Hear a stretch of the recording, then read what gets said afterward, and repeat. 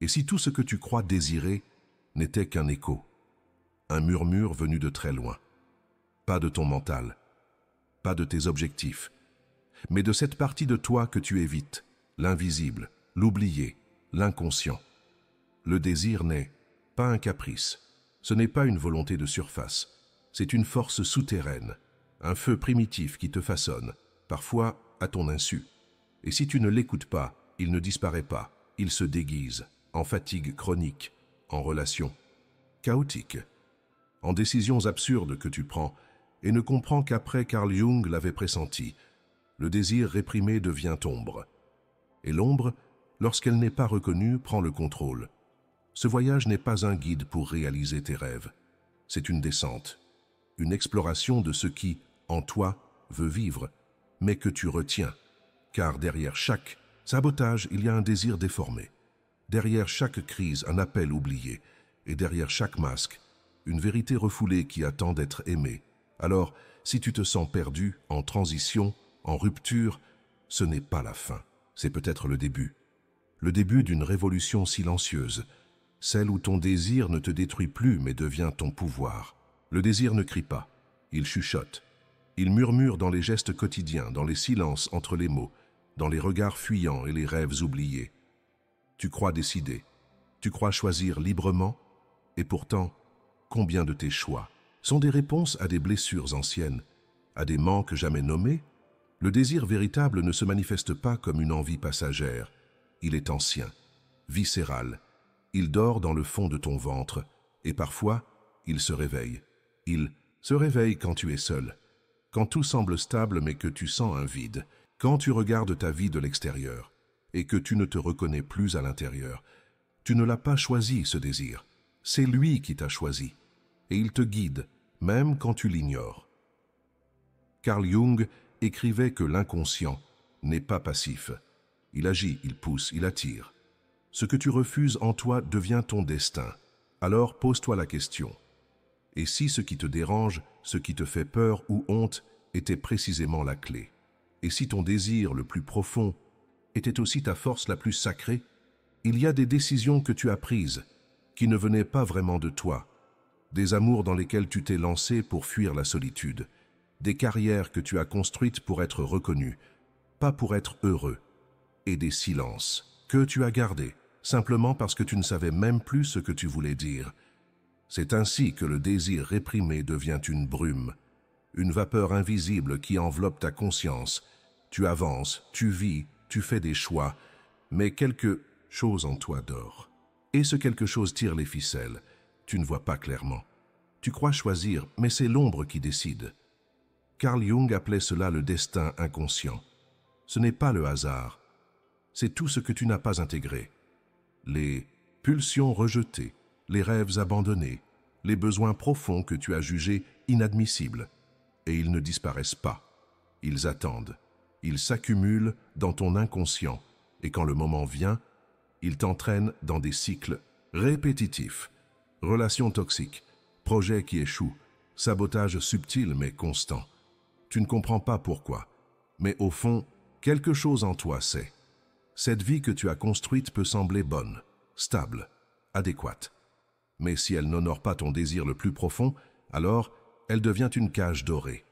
Et un jour, le corps se fatigue, le cœur se ferme, et tu sens ce malaise sans nom, ce flou intérieur. Ce n'est pas une erreur, c'est l'appel du désir ancien, celui qui n'a jamais cessé de parler.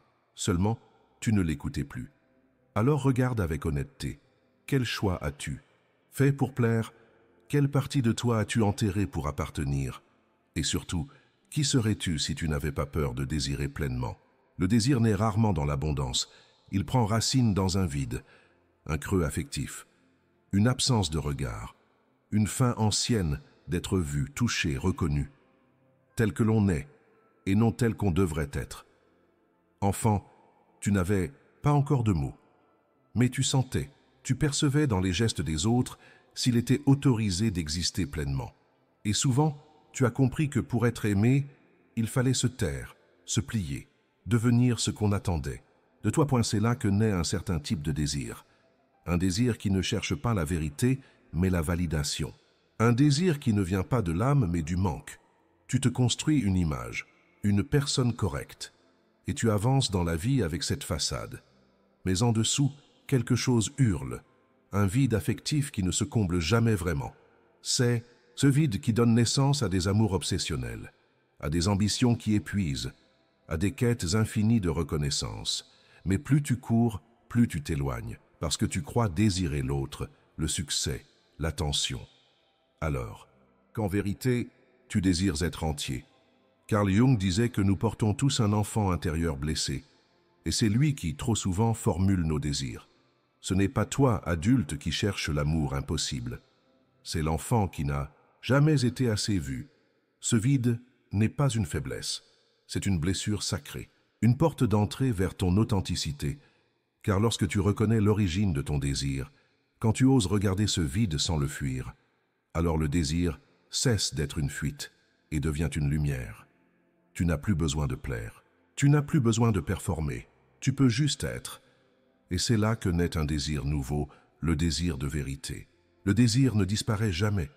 On peut l'ignorer, le réprimer, le cacher, mais il reste là, sous la peau, dans le souffle, dans le ventre, et plus on l'enferme, plus il se déforme. Un désir nié ne devient pas sagesse, il devient symptôme. Anxiété diffuse, compulsion étrange, sabotage chronique, et cette impression de vivre à côté de soi, comme si quelque chose d'essentiel était constamment manquant. Tu te lèves fatigué, tu te perds dans des habitudes sans joie, tu manges trop, ou tu contrôles tout, tu restes dans des relations stériles, et tu ne sais plus ce que tu veux, mais tu sens que quelque chose en toi s'éteint. C'est le prix du désir refoulé, car ce que tu ne vis pas consciemment, tu le vis malgré toi. Carl Jung le savait, lorsque le feu du Eros, cette force vitale, créative et unifiante, est nié, il se retourne contre nous. Il devient une énergie déconnectée, qui tourne en boucle. Un moteur sans direction. Et c'est là que le désir devient maladie. Tu cherches des solutions extérieures. Tu changes de métier, de ville, de partenaire, mais le vide revient. Car le problème n'est pas à l'extérieur. Le problème, c'est que tu as oublié ce qui te fait vibrer. Peut-être qu'on t'a appris que ton désir était dangereux, trop intense, trop fou, trop hors norme. Alors tu l'as enterré, et tu as construit une vie sûre. Mais cette sécurité est une prison, et ton corps le sait. Car le corps, lui, n'oublie jamais. Il faut du courage pour regarder. Seul le désir dans les yeux. Car il peut tout bouleverser. Mais il faut encore plus de courage pour continuer à l'ignorer et accepter de mourir à petit feu. Alors pose-toi une question simple mais puissante. Qu'est-ce que j'ai arrêté? De désirer pour ne pas déranger les autres? Et si tu osais recommencer à désirer pour de vrai? Depuis l'enfance, tu as appris à cacher, à taire ce qui brûle, à sourire quand tu voulais crier, à être sage, fort, efficace, même quand ton monde intérieur s'effondrait. Ce masque, tu ne l'as pas fabriqué par choix. Tu l'as construit pour survivre, pour être aimé, pour ne pas être rejeté. Et il a bien fonctionné. Il t'a permis de t'adapter, d'avancer, de réussir. Mais aujourd'hui, il pèse, il colle à ta peau, et tu ne sais plus où il s'arrête et où toi tu commences. Ce masque, c'est la personne, ce rôle social que Jung appelait la façade, celle qu'on montre au monde pour être accepté. Mais à force de jouer ce rôle, tu oublies celui que tu es vraiment. Tu ris quand tu ne veux pas rire, tu dis oui quand ton corps hurle non. Tu vis une vie qui ne te ressemble plus, et, pendant ce temps, le désir reste enfermé. Tu l'as relégué dans l'ombre parce qu'il ne cadrait pas avec l'image parfaite. Mais ce que tu caches finit par te gouverner. Et plus tu veux contrôler, plus tu te perds. Le masque te protège, mais il t'étouffe. Il crée une fracture entre ce que tu montres et ce que tu ressens. Et c'est là que naît le mal-être, l'impression de trahir quelque chose de précieux en toi, sans savoir exactement quoi. Et si tu laissais tomber un morceau, un seul, un geste vrai, un mot sincère, un désir assumé? Tu n'as pas besoin de tout changer d'un coup, mais tu peux commencer à te rapprocher de toi. Ce n'est pas la perfection qui libère, c'est l'authenticité. Et parfois, le plus grand acte de courage, c'est d'oser être simplement humain. Il y a des moments dans la vie où tu perds le fil, des décisions que tu prends sans comprendre pourquoi, des colères soudaines, des attirances incontrôlables, des répétitions douloureuses, toujours les mêmes scénarios, les mêmes blessures. Tu te dis « Je voulais autre chose, je ne comprends pas pourquoi ça recommence ». Mais en vérité, ce n'est pas toi qui as choisi, c'est une autre partie de toi, celle que tu ne vois pas, celle que tu as refusée, ignorée, rejetée. C'est l'ombre.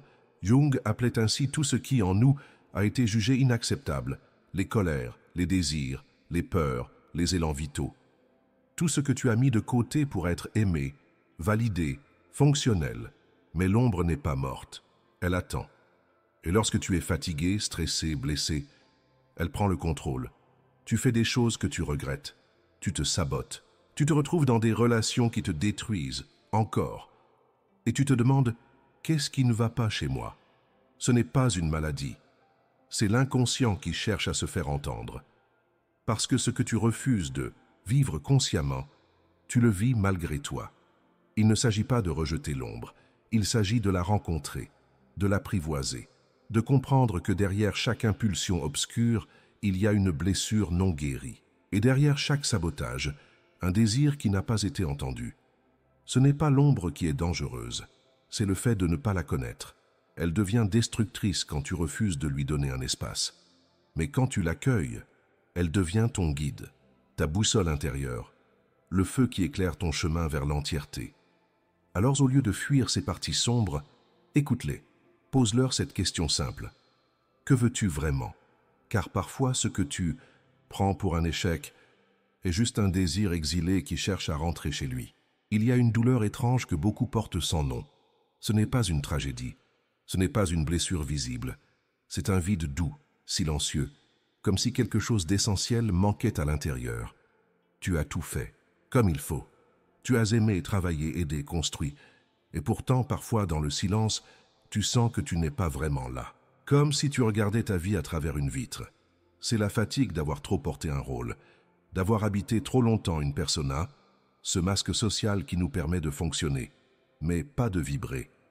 Jung a été l'un des premiers à le dire. La persona n'est pas fausse, mais elle est incomplète. Elle est l'image que tu donnes au monde, mais elle n'est pas ton âme. Et le danger, ce n'est pas de porter ce masque, c'est de s'y identifier, de croire qu'on est uniquement ce que l'on montre. Alors tu dis « je vais bien », alors que ton cœur se contracte. Tu joues le rôle du parent solide, du professionnel compétent, du partenaire idéal, mais à l'intérieur, tu te sens seul. Ce décalage est une souffrance profonde, et si elle dure trop longtemps, elle devient résignation. Tu t'habitues à vivre sans passion, tu t'habitues à ne plus espérer, tu t'habitues à ne plus désirer. Mais le désir véritable ne meurt jamais. Il se cache. Il attend que tu te rappelles que tu es bien plus qu'un rôle. La vie intérieure n'est pas une option, c'est une nécessité. Car sans elle, tout perd son goût. Tu n'as pas besoin de tout abandonner, mais tu as besoin de t'interroger. Ce que je vis aujourd'hui est-il aligné avec ce que je ressens profondément? Si la réponse est non, alors ce n'est pas une défaite. C'est une invitation à revenir à toi, à oser retirer ne serait-ce qu'un instant ce masque qui te protège et à laisser l'âme respirer. Tu penses t'avoir tourné la page. Tu changes de relation, d'environnement, d'attitude. Et pourtant, les mêmes blessures reviennent, les mêmes déceptions, les mêmes conflits, les mêmes regrets, les mêmes solitudes. Pourquoi cela recommence-t-il? Pourquoi tombes-tu encore dans ce que tu croyais avoir dépassé? Parce que ce qui n'a pas été vu, ce qui n'a pas été intégré, revient sous une autre forme. Jung l'a dit avec une lucidité radicale. Jusqu'à ce que tu rendes l'inconscient conscient, il dirigera ta vie et tu l'appelleras destin. Ce n'est pas la vie qui se répète, c'est toi, inconscient de certaines blessures, qui rejoues encore et encore la même pièce, dans l'espoir inconscient de la guérir. Le partenaire distant, la peur de l'abandon, la culpabilité d'exister, la sensation d'être trop ou pas assez. Toutes ces sensations anciennes sculptent ton présent. Et elles créent un scénario invisible dans lequel tu n'as plus l'impression d'avoir le choix. Mais tu as le choix. Pas celui de contrôler ce qui arrive, mais celui de te transformer. Et la transformation commence quand tu oses voir, quand tu arrêtes de fuir, quand tu dis « Oui, je reconnais ce schéma, je l'ai vécu, je l'ai infligé, je l'ai nourri, et maintenant je choisis de comprendre. » Ce n'est pas confortable. Regarder en face ce qu'on a voulu oublier demande du courage. Mais c'est le prix de la liberté. Car tant que tu évites ta douleur, elle te dirige. Et quand tu commences à l'accueillir, elle devient ton maître intérieur. Non plus pour te faire souffrir, mais pour t'enseigner. Alors demande-toi, quel schéma me poursuit depuis des années? Et si ce n'était pas une malédiction, mais une invitation à guérir, ce que tu transformes te libère. Ce que tu refuses reviendra toujours. Et si le désir n'était pas un piège, mais une prière? Pas un caprice à maîtriser, mais un souffle sacré qui cherche à te traverser? Eros, pour Jung, ne se limite pas à la sexualité. C'est l'élan de vie. L'énergie qui relie, qui unit, qui crée. C'est ce feu intérieur qui t'appelle à t'unir à toi-même, aux autres, au monde. Mais dans notre culture, Eros a été réduit à l'excitation, à la consommation, au plaisir immédiat. Et quand il devient incontrôlable, on le craint, on le diabolise. Ou pire, on l'anesthésie. Pourtant, ce n'est pas Eros qui est dangereux, c'est notre ignorance de sa vraie nature. Le véritable Eros ne cherche pas à posséder, il cherche à révéler. Il ne pousse pas à fuir la solitude, il pousse à l'habiter pleinement, pour ensuite s'ouvrir à une relation vraie, libérée des jeux de masques et de dépendance. Quand tu réintègres Eros, tu retrouves ton feu. Tu ne mendis plus d'amour. Tu crées, tu nourris, tu vibres. C'est l'élan qui te pousse à écrire, à danser, à aimer autrement. C'est cette étincelle que tu sentais dans ta jeunesse et que tu croyais perdue. Mais elle est toujours là, juste recouverte de couches, de peur, de devoirs, de blessures. Ce feu, tu n'as pas à le chercher à l'extérieur. Il est en toi. Il ne demande pas la perfection. Il demande la présence. Il veut que tu vives avec intensité. Pas dans la précipitation, mais dans la vérité. Pas pour remplir un vide, mais pour incarner qui tu es. Alors pose-toi cette question. Qu'est-ce qui me fait me sentir vivant? Quel désir me relie à ma créativité, à mon cœur, à mon âme? Ce n'est pas une folie, c'est Eros qui frappe à la porte. Et peut-être est-il temps d'ouvrir. Tout feu peut détruire ou illuminer. Le désir brut, non transformé, brûle sans direction. Il consume les relations, épuise les corps, enferme dans la compulsion. Mais ce même désir, lorsqu'il est regardé, compris, respecté, devient puissance créatrice. C'est là que commence l'œuvre alchimique. Non pas tuer le désir, mais le transmuter. L'alchimie, chez Jung, est une métaphore de la transformation psychique. C'est le passage de la matière brute, nos pulsions, nos peurs, nos fantasmes, vers quelque chose de plus subtil. L'expression, l'art, la vérité vivante. Transformer le désir, ce n'est pas le réprimer, c'est le sublimer. C'est entendre ce qu'il dit, sans y être esclave. C'est lui donner une forme nouvelle. Tu as le droit de désirer, mais tu as aussi la responsabilité de ne pas confondre besoin et vérité.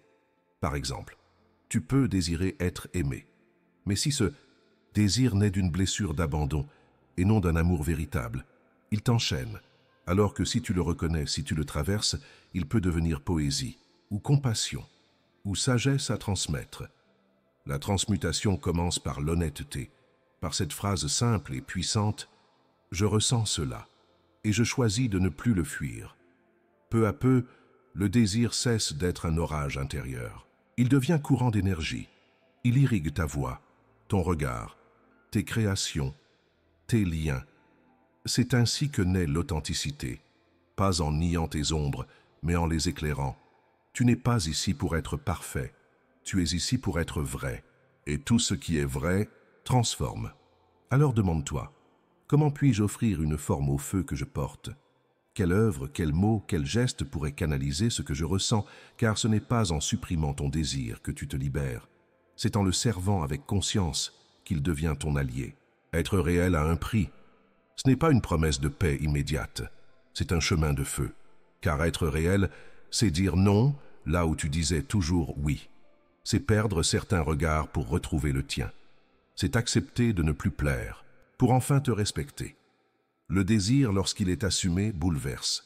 Il t'éloigne parfois de ceux qui t'aimaient pour ce que tu n'étais pas. Il t'oblige à affronter les murs de ta vie construite sur le compromis. Il détruit les illusions, mais pas pour te punir, pour te libérer. Jung parlait d'individuation. ce processus par lequel l'être humain devient lui-même, au-delà des attentes, des normes, des masques. Et aucun chemin d'individuation n'est possible sans confrontation au désir profond. Car ton désir n'est pas caprice, il est boussole. Mais pour le suivre, tu dois accepter le risque de ne plus être compris, de ne plus correspondre. Le confort est un piège subtil. Tu peux vivre des décennies en sécurité, mais vide, aligné avec les exigences des autres et déconnecté de ton feu. Être réel, c'est choisir la vie. Pas la facilité, pas la façade, mais la vie nue, vibrante, instable, vraie. Cela demande du courage. Cela demande parfois de tout remettre en question. Ton couple, ta carrière, ton identité. Mais ce que tu gagnes en retour n'a pas de prix. La sensation d'être enfin toi. Quand tu assumes ton désir, il ne te dévore plus. Il devient ton guide. Ce qui était pulsion devient force créative. Ce qui semblait dangereux devient source de sagesse. Et alors, tu n'as plus besoin d'être parfait. Tu deviens simplement entier. Alors demande-toi, suis-je prêt à payer le prix de ma vérité, même si cela me coûte un peu de confort, un peu de paix apparente? Car au bout du feu, il y a la liberté. Il n'y aura pas de fanfare, pas de lumière dans le ciel, pas de diplôme pour avoir traversé l'ombre. Juste toi, différent, plus vivant, plus vrai. La plus grande révolution ne se voit pas. Elle ne crie pas. Elle ne cherche pas à convaincre. Elle se fait dans le silence, là où tu choisis enfin de ne plus trahir ton cœur. Ce n'est pas un changement brutal, c'est un glissement. Un jour, tu te réveilles et tu ne peux plus faire semblant. Tu ne peux plus t'abandonner pour être aimé. Tu ne peux plus vivre une vie qui n'a pas ton goût. Cette révolution commence quand tu accueilles ce que tu as fui, quand tu arrêtes de vouloir être bon et que tu décides d'être entier. Tu ne veux plus plaire à tout prix. Tu veux toucher. Tu veux créer. Tu veux aimer, pas pour combler un vide, mais pour partager ton feu. Tu n'as plus peur de ton désir. Tu sais qu'il a sa place, qu'il contient ta puissance et qu'il peut guérir, unir, éveiller. Le monde extérieur ne changera peut-être pas, mais ton monde intérieur, lui, sera autre, et cela suffit, car un être qui s'est rencontré en profondeur devient présence. Et cette présence transforme sans bruit, sans violence. C'est cela la révolution silencieuse, celle où tu reprends possession de ton feu sans brûler, celle où tu embrasses ton ombre sans te perdre, celle où tu marches vers toi sans plus demander la permission. Et si tu cherches une preuve que ce chemin vaut la peine, regarde ton cœur, regarde tout ce qu'il a traversé et tout ce qu'il désire encore vivre. Il n'est pas trop tard. Le désir nié contient ton pouvoir. Et aujourd'hui, tu peux choisir, ne plus le fuir,